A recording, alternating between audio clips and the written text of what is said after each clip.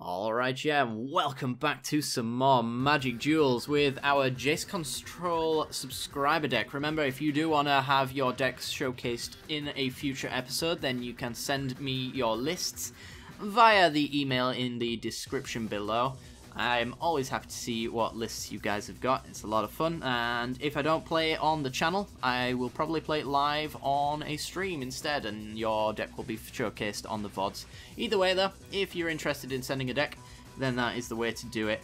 Alright guys, without further ado, let's get into the games. See you there.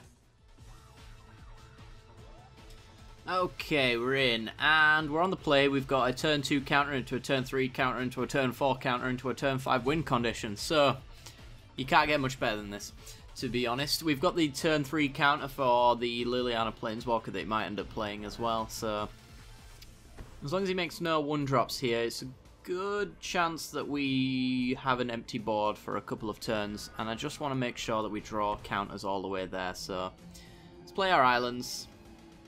We got a Jace as well. That's an alternative win condition if the Docent proves to be less than ideal.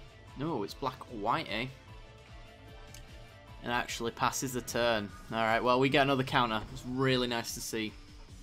Want to make sure that we hit our land drop next turn, though, although there's no way of us to actually make that happen right now with this current hand. But hitting our land drops every turn is crucial. We have got a Lord of the Accursed. I'm going to use Essence Scatter on that. Spell Shrivel is more efficient and would exile the Lord, but I think just using our cheaper, more conditional counter right now, oh, beautiful, is a lot better. Alright, so let's make our land and pass. So we know our opponent's working on black-white zombies then. So it's more likely to be, well, it probably does have Binding Mummy. Yeah, no, you can't have that. It's not exactly the most scary thing in the world, but I like the idea of denying my opponent any creatures altogether at this particular time. Okay, what do we get? Another land. Beautiful. Okay, can we afford to drop our guard for a Jace? Jace can bounce any creature we want next turn, which is why I'm considering it. Could have a Never to return, and then we do lose our Jace, but we've got the Docent as a backup. There's no hasty creatures, so he's not going to get hit. And this is a very creature-focused deck.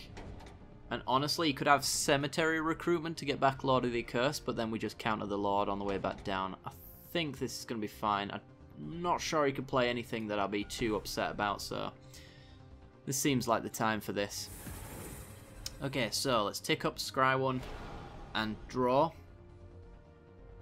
A counter, lovely. We'll take it. And pass the turn. Okay. So I think Liliana's Mastery might be the worst thing that could come down here. Because it would be 2 zombie bodies. We could only bounce 1 with Jace. And he would resolve a permanent that we can't actually remove. He's got a Never. Okay, that's fine. There's no problem with that. We spent 5 mana on a draw spell, but he did nothing in return. I guess, do we go for the same thing again? Or do we hold up our counters? I think we go for our Docent. I think we just keep pushing. As long as he's removing stuff as well, he's not actually doing anything. So our board state doesn't get any worse. And Docent's really good at blocking any creatures, but we're probably just going to get in. He's got a Geese's Bidding to make some zombies. Okay. That's fine. We're going to get, like, Docent flip by the looks of things then. Oh, beautiful. Alright. Let's swing for 5. You see, now I'm debating whether or not I want to get the other Docent down. I think it's a bad idea, ultimately. If we get a board wipe, we lose our win conditions, but the idea was that we could get 2 Docents down, who are generating 2 wizards every single turn. A return, go for it. And then we get that flip a lot quicker. If he hits our counter, I might consider countering it. Is he actually exiling? I guess I don't get to find out. That's fine. We can race this easily enough, I think.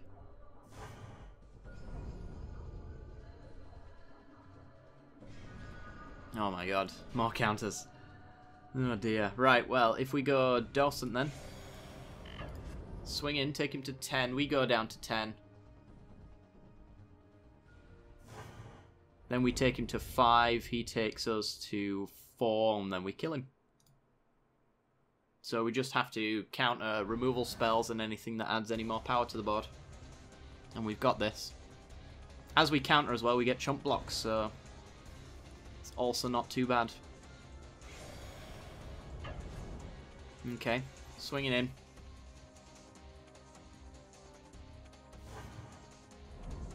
Follow-up play. A Crypt Breaker. No. It's probably a bait card, to be honest. Yeah, well, there's a Fatal Push for a token. That's fine. Couldn't care less about that. Odd choice there, I would say. Alright, we can hold up 2 counters now. So we swing for 5. We have lethal on board next turn. We've got 2 counters to back up whatever we need to do here.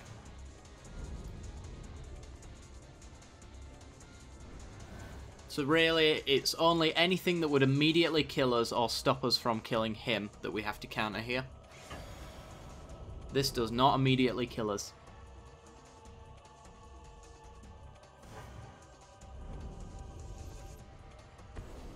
And he's going to play Geese's Bidding. I might as well counter it.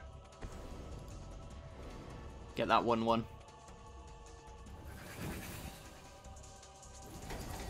And he's had enough. Alright then. Swing in for Exaxes, please. And that will be game. Interesting matchup. Alright, let's go for another one. Alright, so we've got 4 lands, which is pretty good. Take Inventory as a cantrip for turn 2, a Spell Shrivel for turn 3. I think we can take this. We're on the draw, so yeah, let's go. Creature-based matchup, this might be a bit of a bad hand. Just because we can't react to a turn 2 play, which he's likely to have. But that, I mean, that's one creature essentially that we can't react to. It's not likely to be something terribly powerful here. It is black-white, probably zombies. Maybe even a control matchup of some sort. He's just going to pass. Okay. Do you have an Essence Scatter? We don't. Okay, well, we're just going to go take Inventory then. I think the redraw is more powerful than pretending to have an Essence Scatter, which he would still play into anyway. And then we can hold up Spell Shrivel next turn and just keep playing our land drops until we're at a comfortable point to play down our win cons. Opponent leads off with an Ether Hub into Tireless Tracker. Ooh. That's a big boy.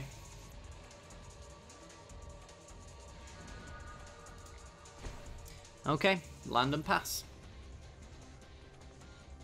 So you can regain card advantage back with Tireless Tracker, which is the annoying part. If we get to 1 more land though, we can commit it back into his deck at the end of his next turn or during combat, one or the other, and then counter it on the way back down. This though is a problem. Our deck relies quite heavily on having more cards than our opponent. Specifically, more counters than our opponent has threats. Which we're not entirely capable of doing. Especially since we're going to have to be taking the turn to commit here.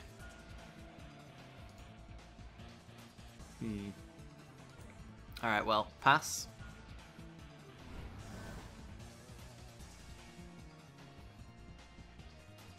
I'm kind of hoping he taps out for that card draw, actually, just so that he's got little mana to work with. Because I really need him to not commit anything new to the board if we plan on committing his into his deck. I'm going to see if he wants to crack his clues. Because that taps him out, which is what we want. Okay, taps 1. We've got nothing. Taps 2, and we'll commit it. Ooh. Come on, tap again. Draw that clue. Yes. Alright. Commit him into the deck. And we need to make sure that we draw counters every turn now. So we've got Essence Scatters for creatures. He does have this Shambling Vent, which is bad. And he actually has to discard to hand size as well, after all of that. Thing in the Ice. 1, 2, 3, 4, 5. Okay. So we can counter most things with the Spell Shrivel, and we've got the Essence Scatter as well. So I think it's safe to play Thing in the Ice here. Start getting those counters off if we can. If he's got Fatal Push, we can't protect it though.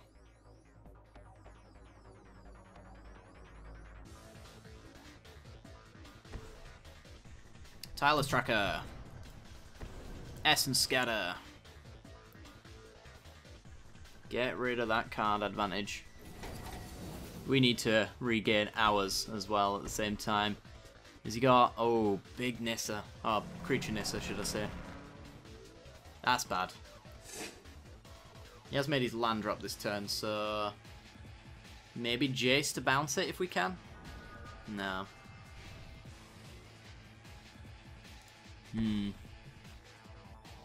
It's not graveyard, it's memory. Okay, so we've got a counter and a comparative analysis for his turn. He's going to be able to get a Nissa online though, which is really bad for us. Thing in the Ice could take it out though, in theory. If we can get him to flip.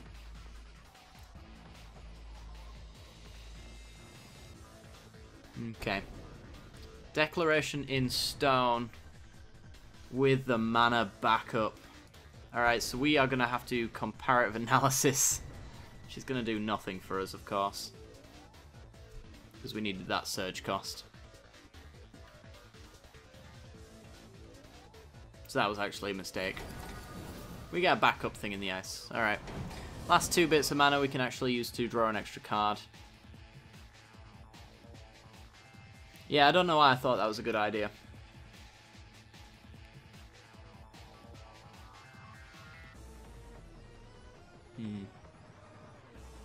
Ideally, we needed a way to spell Shrivel so that we could surge out the analysis and do both in the same turn, but...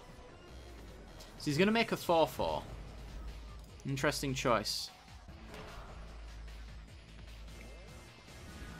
We draw a Take Inventory. And a land. Beautiful. Land drops are key. Okay.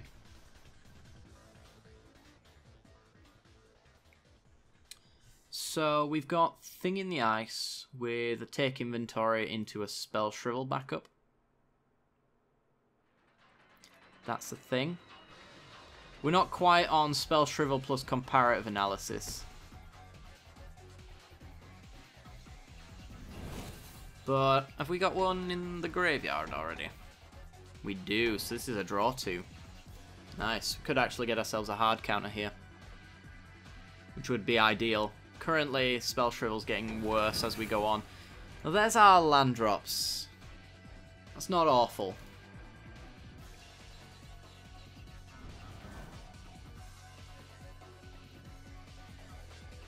So our opponent is going to get to hit us for 4. Quite a lot. I'm hoping he taps out for something big here so that the Spell Shrivel actually does something. Maybe like Green Warden or a Bellower or something of that sort. Lifecrafter's Bestiary, we can't counter that. Unfortunately, and that is a card advantage monster. This has been a bad matchup for us, I think. We've just drawn the wrong kind of counters. It's got another Declaration in Stone. Alright, well, what I'm going to do... I think...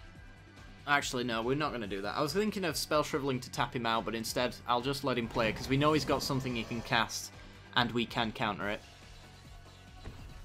So instead of preventing him from casting it this turn, let's just prevent him from having it this game.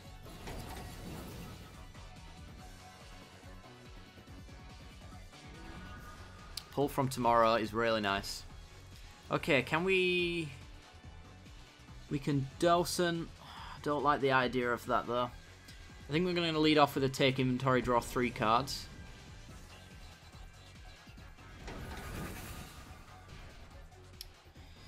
Ah, Jace.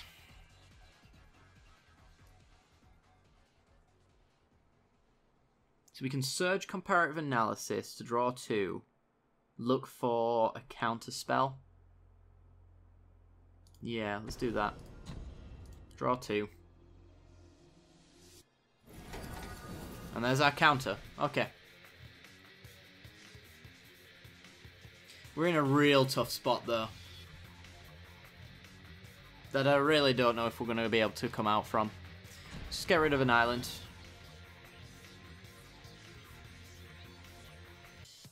We were kind of relying on those Thing in the Ices flipping so that we could get in at this Nissa. Which, left unchecked, is going to be able to ultimate. And taking 4 every turn sucks as well. But we've got Jace to bounce the token at least. And maybe the Docent as well. In the future to actually take this game. Reclamation Sage to kill my Clue. That's got to be a bait. We'll let that go. Our hand's full enough anyway for us to take that risk. It's at 5 mana. Yeah, he's passing. I think he was hoping to bait there. And he just didn't get the chance. So we can go Dawson, and we actually have 4 mana held up. So we can scatter.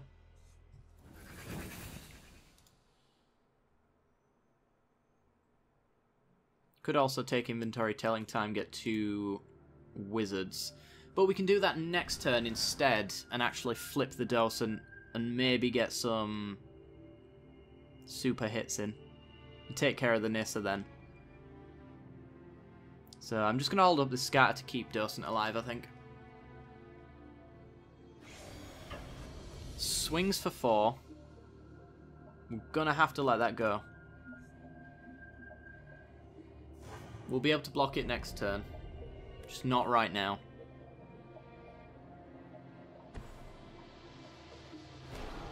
I don't think right now we can afford to take the risk of tapping out. Evolving Wilds onto the battlefield.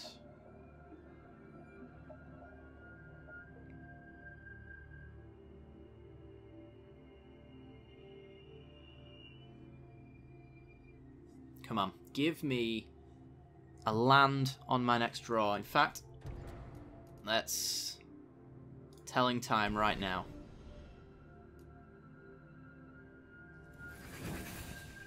Get ourselves a wizard. There's a land and a counter.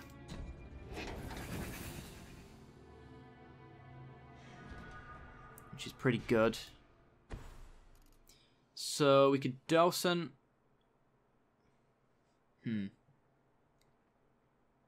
If we Dawson and then take inventory, we get 2 wizards.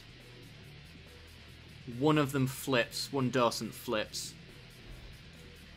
into a 6/5 because this one resolves. There's not 3 wizards, so it doesn't flip, but the next one creates a wizard and that one flips. I think that's how that works.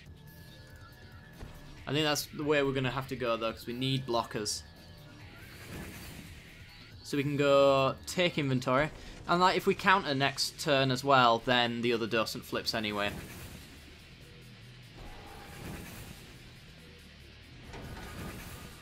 So that's pretty sweet. Suddenly we've got ourselves a board presence. We can take out Nissa. And we can block the Ashaya token.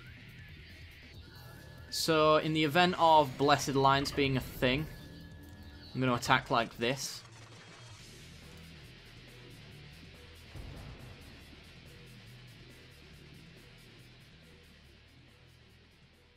So we got a blocker, we got a blocker, and we've got a blocker.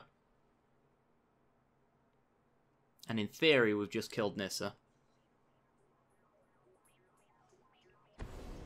There's the Blessed Alliance. Okay.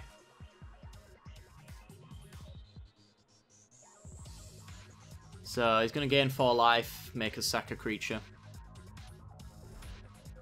Yeah, that's fine. These counters here are for board wipes and other things that just kill us on the spot.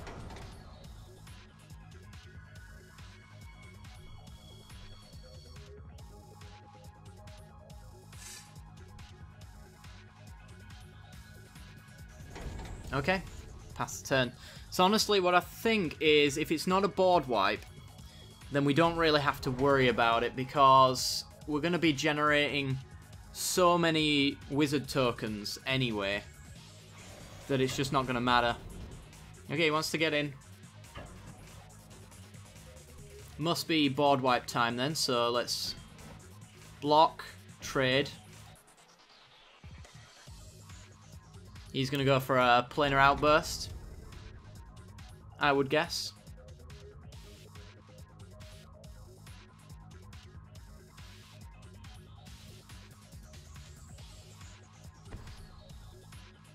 There's an Emiria Shepherd.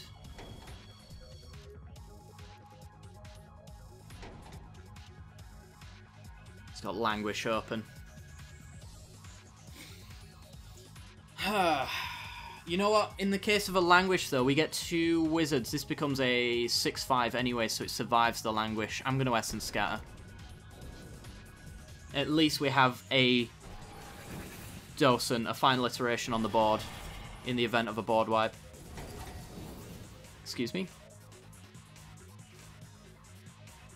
It did it the wrong way around, and now I lose. That is a whole crock of crap there.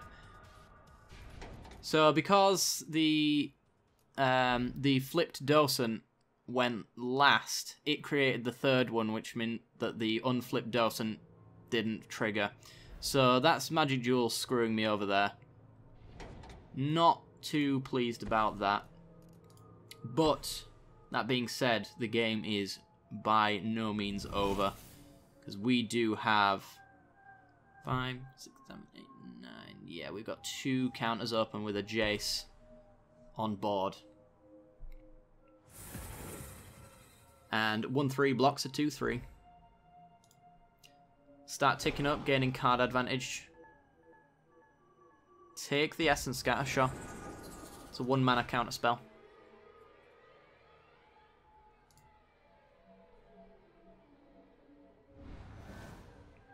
And I mean, we're set up next turn to have a super pull from tomorrow. Okay, so I'm just going to Broken Concentration that.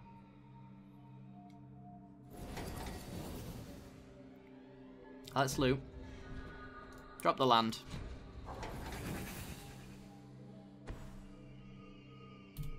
And nice Planeswalker you got there in the graveyard.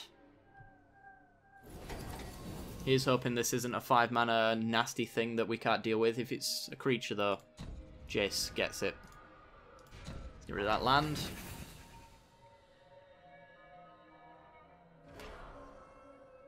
And he's going to gain 2 life with a Shambling Vent. Okay.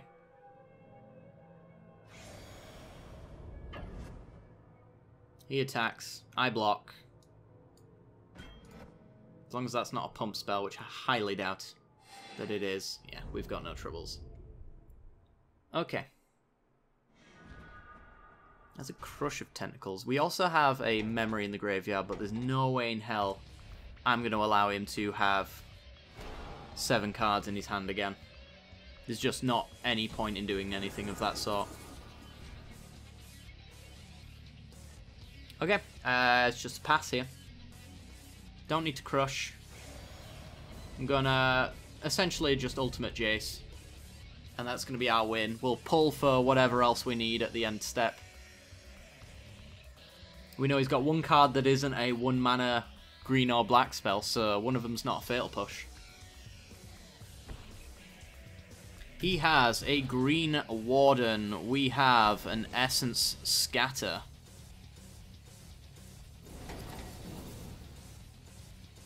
We loot. Gonna use the cheapest ones. Ooh.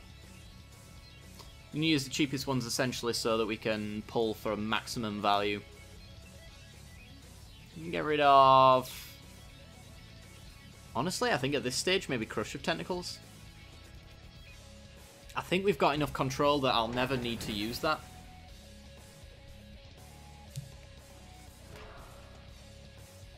Okay. Same again.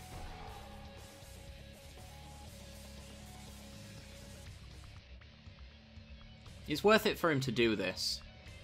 If he's got nothing in hand, then he might as well gain this 2 life. Like, as soon as I get our win con though, which is at this stage, it is Torrential Gearhulk. As soon as I get that, this game's over.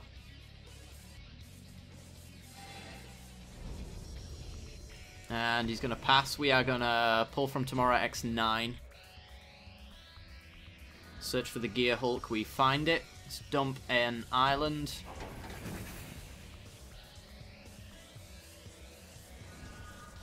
Also, a Disciple of the Ring is also pretty decent win con. Might have gone for the thing too badly though. We might have to actually go for the memory.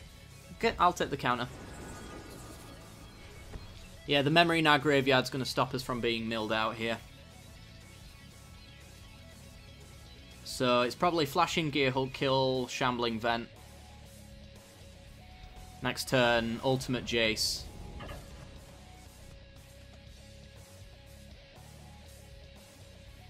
And then there's no way you can get out under our 19,000 counters. We can actually Disciple, because we know that Gearhulk is affordable for 1, and it's also a counter spell in our graveyard. So that's fine. So let's Disciple. We can counter non-creature spells unless they pay 2 for just 1 mana. And it's just going to close it out quick enough for us to possibly... Ooh, we actually have to go a bit deeper on here. I'm not going to be using Telling Time. Probably not going to be using Insidious Will. Probably not a Spell Shrivel. Probably both Spell Shrivels there, actually, instead of the Insidious Will, but we're very likely to just go Ultimate Jace, Memory to make sure we don't get milled when we need to. I mean, right now it's just going to be Gearhulk counter whatever that card is.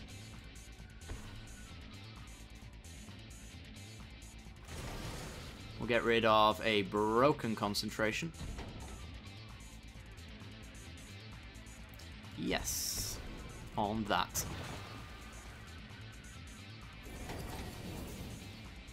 And I'm not going to loot. Although, of course, Jace in hand is useless. I'm a little worried that I'm going to have to give him 7 cards before this game's out, essentially. So if he suits up his Shambling Vent, we tap it with Disciple.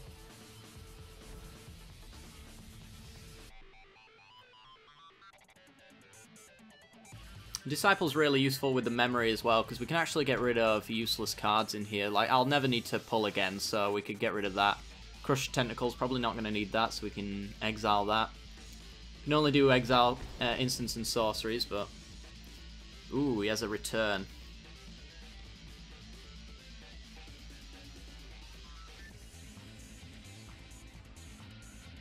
That's actually annoying. Although not the end of the world, because we can still tap it. So he's got to decide which card he wants to take from us. We'll find out what it is afterwards. It's not really much we can do about it. It's an Insidious Will. Okay. And we are going to tap it down. Tap target creature. That one. Exile, take inventory.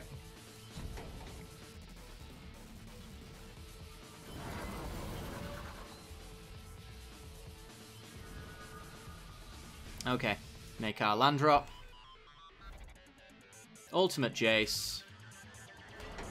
You could tick him up, but knowing that we're maybe going to memory, he's going to come back later anyway. Alright, I think we just swing here. Yeah.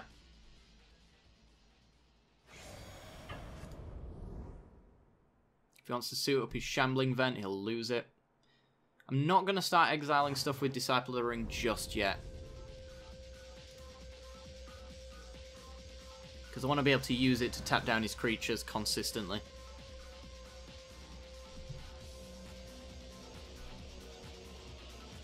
So the first spell that he casts each turn is countered, so that is a dead card in his hand right now. We know this, he knows this. And all of that life gain that he just made is really at this stage going to do nothing for him. If he really wants to play something as well, we could just counter it before it gets countered by the Jace emblem to get a 3/3 land to close out the game even quicker.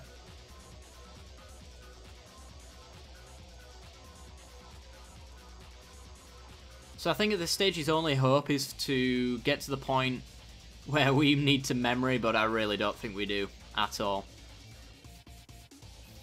There's very little he can do to not die in 8 turns. Especially since we've got a counter and 1, 2, 3, 4 turns worth of... well, we're going to tap that down. 4 turns worth of denying him doing anything. So tap creature, that one. Get rid of... yeah, this stage. We'll just keep going through the take inventories, I guess.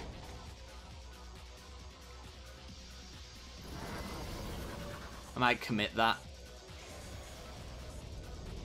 Just so it's off the board altogether and I don't have to use our resources with Disciple.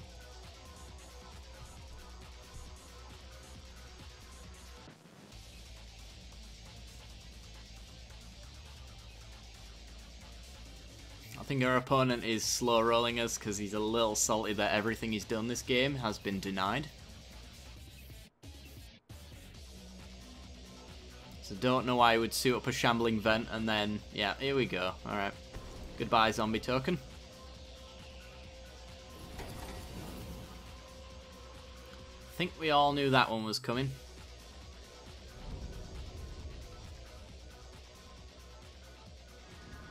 Okay, another counter. It is just not even fair at this point. These spell shrivels under a Jace emblem as well have just got a whole lot better because he has to bait one into the counter, which might tap him to the point where spell shrivel actually resolves on the second spell that he casts. Still unlikely because, I mean, he has got a ton of lands, but still, you never know.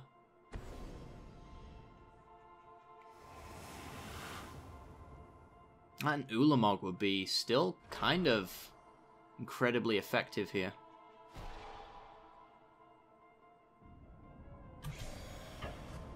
That was a mistake.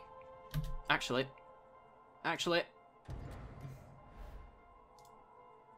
Let's just take his Shambling Vent out for good. Oops, not that one. That one.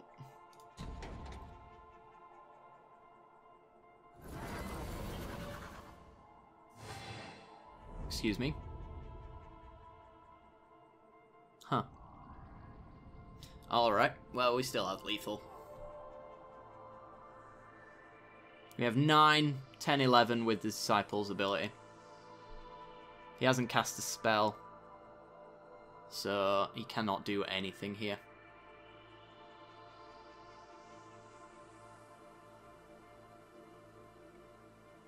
I mean, an Ulamog cast trigger is a thing. Although, come to think of it, Insidious will choose new targets for the spell. I think we can redirect Ulamog's Exile to his Shambling Vent on one of his lands. It still gets countered because of the Jace.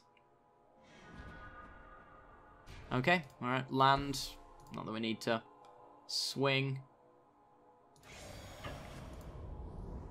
And then Disciple gets +1/+1.